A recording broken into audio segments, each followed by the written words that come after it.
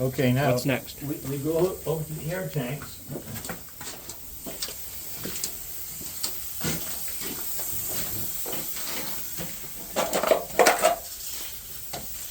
Well, this clip should work.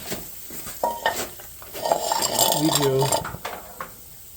Now this particular setup is different. Every city is different. Now here is the drain.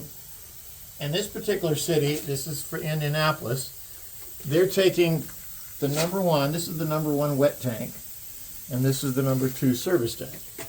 And so, between the two, there's normally a check valve. Let's see here if we can see it.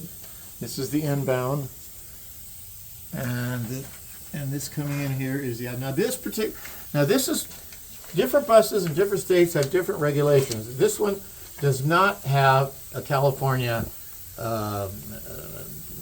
Center for California. They're tying both tanks together, and the check valve on this particular bus is on the engine. But so what we're going to do, what's in here? What we're going to do, this is different. Let's see if this will work. There you go. This is why it's important to drain your tank. In this particular case, this bus is, in this particular case, this is set up as for both tanks, all on one. Normally they're separate. And you can see there's quite a bit of water in there. It's very important to drain your tanks, because if water sticks in there too long, and especially if one sits for a long period of time, it'll rush through the bottom of the tank.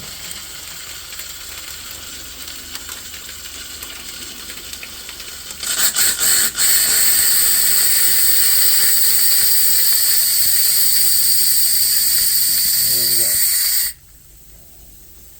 So we're going to check that out. The mounts in the tank all seem okay. This does not have an air dryer. Okay, now back to the front.